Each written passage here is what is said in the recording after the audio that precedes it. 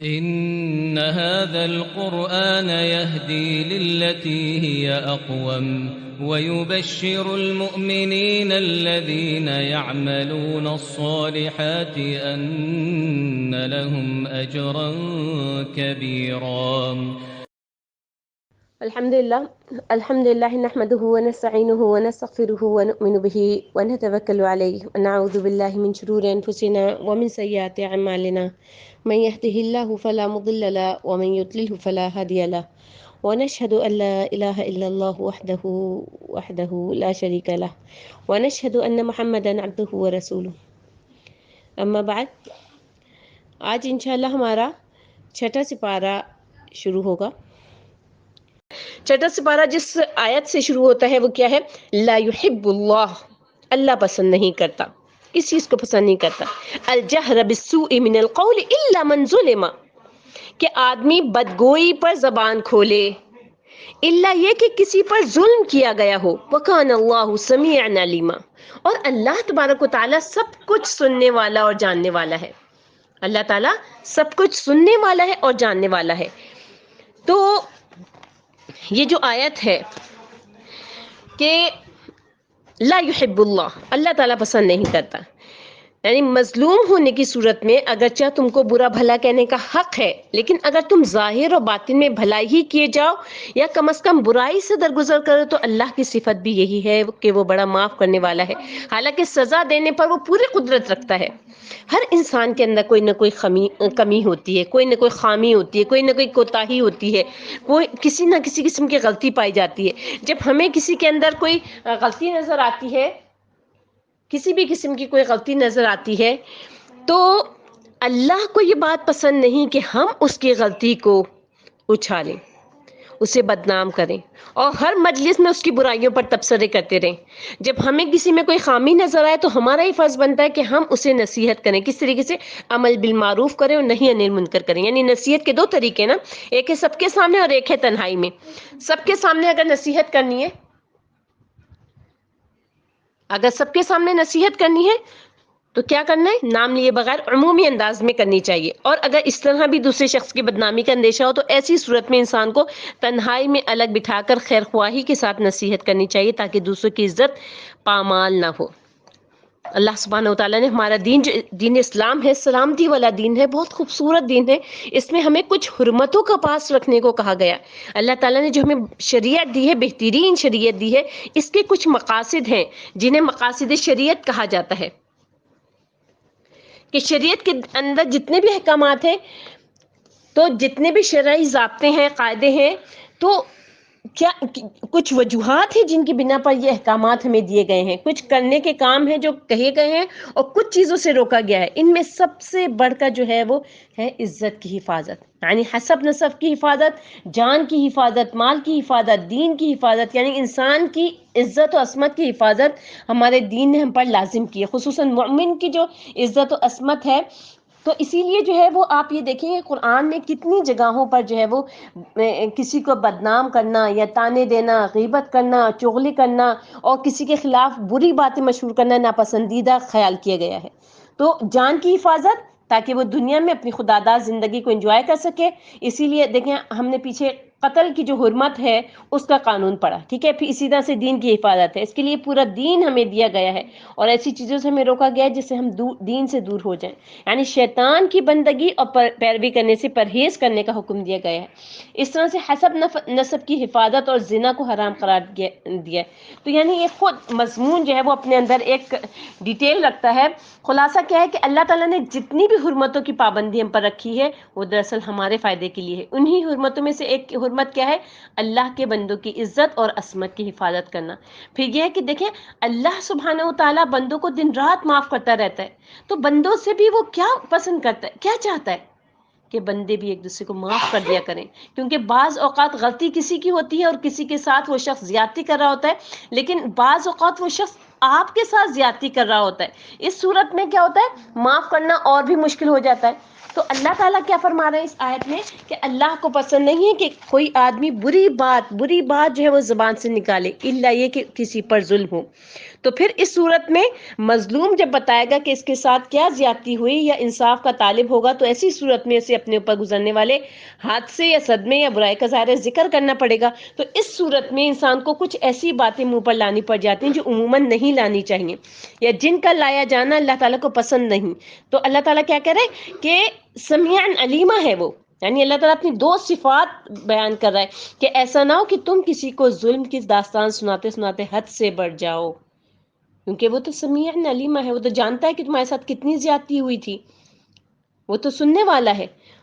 تو تم داستان سناتے سناتے حد سے بڑھ جاؤ اور دوسرے پر ظلم کر بیٹھو، یعنی ابھی تم مظلوم ہو، ایسا نہ ہو کہ پھر تم ظالموں کی صف میں شامل ہو جاؤ۔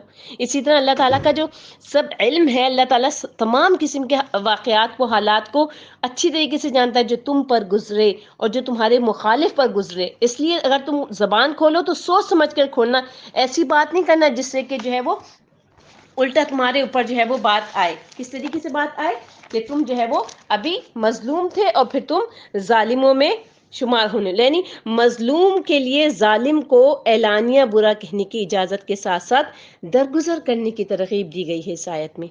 یعنی ابن ابو طلحہ نے حضرت ابن عباس اللہ تعالیٰ عنہما سے یہ والی آیت کریمہ ہے، لا یحب اللہ الجہر بالسوء من القول، اللہ اس بات کو پسند نہیں کرتا کہ کوئی کسی کو اعلانیہ برا کہے۔ اس کے بارے میں روایت کیا ہے کہ اللہ تعالیٰ یہ پسند نہیں فرماتا کہ کوئی کسی کے لیے بد دعا بھی کرے، الا یہ کہ وہ مظلوم ہو، تو اس کے لیے اجازت ہے کہ وہ ظالم کے لیے بد دعا کر سکتا ہے۔ اسی لیے کیا فرمایا پھر، الا من ظلم، مگر وہ جو مظلوم ہو، اور اگر وہ صبر کر لے تو یہ اس کے لیے بہتر ہے۔ امام حسن بصری رحمۃ اللہ علیہ فرماتے ہیں کہ اس کے لیے بد دعا نہ کرے، بلکہ یہ دعا کرے کہ اے اللہ میری جو ہے وہ اس کے خلاف مدد فرما اور مجھے اس سے میرا حق دلا دے۔ اور آپ ہی سے ایک دوسری روایت میں یہ ہے کہ اسے اجازت دی گئی ہے کہ وہ ظالم کے لیے بد دعا کر سکتا ہے، لیکن اس پر زیادتی نہ کرے۔ ٹھیک ہے، یعنی بن مالک جزری نے اس آیت کے بارے میں کہا ہے کہ اگر کوئی شخص تمہیں گالی دے تو تم اسے گالی دے سکتے ہو، لیکن اگر وہ تم پر کوئی بہتان باندھے تو تم اس پر بہتان نہ باندھو، جیسے کہ ارشاد باری تعالیٰ ہے وَلَمَنِ انتَصَرَ بَعْدَ ظُلْمِهِ فَأُولَٰئِكَ مَا عَلَيْهِم مِّن سَبِيلٍ، اور جس پر ظلم ہوا ہے اگر وہ اس کے بعد انتقام لے تو ایسے لوگوں پر کچھ الزام نہیں۔ امام ابو داؤد نے حضرت ابو ہریرہ رضی اللہ تعالیٰ عنہ کی روایت بیان کی ہے کہ نبی کریم صلی اللہ علیہ وسلم نے فرمایا، دونوں گالیاں دینے والے جو کچھ کہتے ہیں اس کا گناہ ان دونوں میں سے ابتدا کرنے والے پر ہے، بشرطے کہ مظلوم زیادتی نہ کرے۔ یہ بات آپ کی سمجھ میں آئی؟ یعنی جو دو گالیاں دینے والے ہیں، ایک دوسرے کو گالیاں دینے، تو اس کا جو ہے گناہ کس کے اوپر جا رہا ہے؟ ابتدا کرنے والے پر، بشرطے کہ جو مظلوم ہے یعنی وہ ایسا نہ ہو کہ وہ زیادہ ہی حد سے ہی بڑھ جائے۔ اور کیا فرمانے الہی ہے کہ ان تبدوا خیرا او تخفوه او تعفو عن السوء، یعنی اس کے بعد کیا کہا جا رہا ہے کہ اگر جو ہے تم کھلے طور پر کوئی نیکی کرو یا چھپا کر کرو یا برائی سے درگزر کرو، عن السوء او تعفو عن السوء یعنی برائی سے درگزر کرو، فإن اللہ کان عفوا قدیرا، تو اللہ بھی بہت معاف کرنے والا اور بڑی قدرت رکھنے والا ہے۔ یعنی اگر تم لوگوں کو جو ہے لوگوں کے ساتھ جو بھلائی کھلم کھلا کیا کرو اور یا چھپا کر کرو یا برائی سے درگزر کرو تو اللہ بھی معاف کرنے والا ہے۔ یعنی جو برائی تمہارے ساتھ ہوئی ہے، جو زیادتی تمہارے ساتھ ہوئی ہے، اب آپ کو کسی نے گالی دی اور آپ بھی ساتھ ہی گالیاں دینے کے لیے بیٹھ گئے، آپ کو نہیں پتا کہ کس موقع پر آپ حد سے تجاوز کر جائیں گے، تو اس کا کیا مطلب ہوا کہ آپ پہلے مظلوم تھے، اب آپ ظالم بن گئے۔ تو اسی لیے اللہ تعالیٰ کیا کہہ رہا ہے کہ اگر جو ہے وہ ان تبدوا خیرا او تخفوه، اگر تم لوگ بھلائی کو کھلم کھلا کرو یا چھپا کر کرو، او تعفو عن السوء یا برائی سے درگزر کرو، فإن اللہ کان عفوا قدیرا، تو اللہ تبارک و تعالیٰ جو ہے وہ معاف کرنے والا ہے اور صاحب قدرت ہے۔ تو یعنی لوگوں اگر تم بھلائی کھلم کھلا کر رہے ہو یا چھپ کر یا اسے معاف کر دو جو تم سے برائی کرے، تو یہ بات تمہیں اللہ تعالیٰ کے قریب کر دے گی اور اس کے ہاں تمہیں بہت اس کا ثواب ملے گا، کہ اس کی صفت میں سے یہ بھی ہے کہ وہ اپنے بندوں کو معاف فرما دیتا ہے، حالانکہ وہ انہیں سزا دینے پر قادر ہے۔ اسی لیے کیا فرمایا، فإن اللہ کان عفوا قدیرا، تو اللہ بھی معاف کر دینے والا ہے، یعنی اللہ جو ہے وہ صاحب قدرت ہے، معاف کر دینے والا ہے۔ اسی لیے جو ہے وہ ایک موقوف روایت میں ہے کہ حاملین عرش میں سے بعض فرشتے یہ کہتے ہیں جنہوں نے فرش کو اٹھایا ہوا ہے، جن فرشتوں نے، وہ کیا کہتے ہیں، سبحانک و بحمدک علی حلمک بعد علمک، تو پاک ہے اپنی تعریف کے ساتھ، علم کے باوجود علم سے کام لیتا ہے. اور بعض کیا کہتے ہیں، سبحانک و بحمدک علی عفوک بعد قدرتک، تیری ذات پاک ہے اپنی تعریف کے ساتھ کہ تو قدرت کے باوجود معاف کر دیتا ہے.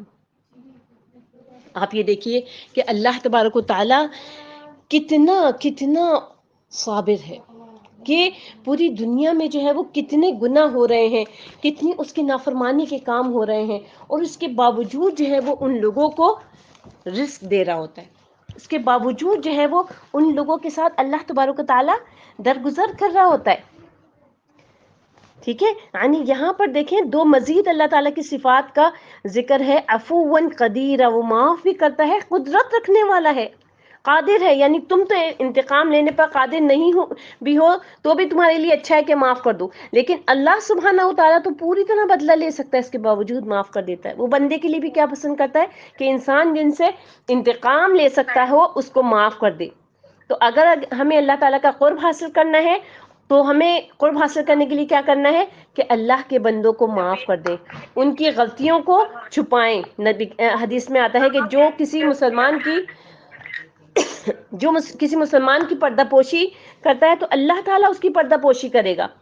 لیکن دوسری طرف ہمیں یہ بھی یاد رکھنا چاہیے کہ کسی پر ظلم نہیں ڈھانا چاہیے، کیونکہ اگر مظلوم کے منہ سے دکھ تکلیف کے وقت کوئی بد دعا نکل گئی تو اس کے اثرات اچھے نہیں ہوں گے. نبی کریم صلی اللہ علیہ وسلم نے فرمایا مظلوم کی بد دعا سے بچو، کیونکہ وہ بادلوں پر اٹھائی جاتی ہیں. اللہ تعالیٰ فرماتا ہے مجھے میری عزت اور جلال کی قسم میں ضرور تمہاری مدد کروں گا، اگرچہ کہ تھوڑی دیر بعد ہی کروں. تو دونوں امور جو ہیں وہ اب آپ کے سامنے ہیں. اب آپ خود سوچ لیجئے کہ آپ کو کون سی راہ استعمال کرنی ہے، آپ کو کس راستے پر چلنا ہے. دونوں امور آپ کے پاس ہیں. آپ اس چیز میں ایک اور بات کا جو ہے وہ سمجھیے کہ جہاں اللہ تعالیٰ نے آپ کو درگزر کا کرنے کا کہا ہے، اللہ تبارک و تعالیٰ نے کہا ہے حلیمن عفواً غفورا، تمام اللہ تعالیٰ نے اپنی صفات بیان کی. لیکن آپ یہ دیکھیے اس کا کیا مطلب ہے کہ بد دعا دینے کی اجازت ہے. اسی لیے اللہ تبارک و تعالیٰ نے کیا کہا کہ مظلوم کی بد دعا اور اللہ کے درمیان میں کوئی پردہ حائل نہیں ہوتا. ٹھیک ہے نا، تو اٹ مینس کہ اس چیز کی اجازت ہے آپ کے پاس یہ چیز ہے کہ آپ کا جب دل دکھتا ہے، جب آپ بہت تکلیف میں ہوتے ہیں تو آپ جو ہے اپنے فریق مخالف کو، یعنی جس نے آپ کے اوپر ظلم کیا ہے، اس کو آپ بد دعا دے سکتے ہیں. اب اس میں کیا ہے، اگر آپ سچی ہیں، آپ واقعی کبھی کبھی تو ایسا ہوتا ہے ہم اپنے آپ کو مظلوم سمجھ رہے ہوتے ہیں، ہم مظلوم ہوتے نہیں ہیں. ٹھیک ہے، ایسا بھی تو ہوتا ہے نا کہ ہم اپنے آپ کو مظلوم سمجھ رہے ہیں اور ہم مظلوم نہیں ہیں. تو اللہ تبارک و تعالیٰ اسی اس صورت میں آپ کی بد دعا کو قبول کرتا ہے، اسی صورت میں جو ہے وہ آپ کی بد دعا جو ہے وہ اس کے درمیان میں پردہ حائل نہیں ہوگا جب آپ واقعی مظلوم ہوتے ہیں. لیکن اگر آپ دیکھیں کہ اکثر کیا ہوتا ہے، اور آپ اگر دو کے درمیان میں جھگڑا ہو رہا ہوتا ہے تو آپ خود اس وقت اگر جج ہیں، آپ کو یہ بات بہت اچھی طریقے سے سمجھ میں آ رہی ہوتی ہے کہ یہ جو مظلوم بن رہا ہے مظلوم ہے نہیں. بہت ساری سچویشن ہوتی ہے نا ایسے کہ جو مظلوم بن رہا ہوتا ہے وہ مظلوم نہیں ہوتا. اس کا کیا مطلب ہے کہ ہمیں اس بات کو سمجھنا ہے کہ واقعی ہم مظلوم ہیں یا نہیں ہیں. جیسے کہ لوگ چیخ چیخ کے کہہ رہے ہوتے ہیں اللہ تعالیٰ انصاف کرے گا. اللہ تعالیٰ سے ایسے انصاف نہ مانگا کریں، کیونکہ جب اللہ تعالیٰ انصاف کرتا ہے نا تو پھر وہ صحیح طریقے سے انصاف کرتا ہے. آپ اپنے آپ کو مظلوم سمجھ کے اللہ تعالیٰ سے انصاف مانگ رہے ہیں، اگر آپ واقعی ظالم ہوئے اور اللہ تعالیٰ نے واقعی انصاف سے فیصلہ کر دیا، پھر آپ کہاں جائیں گے؟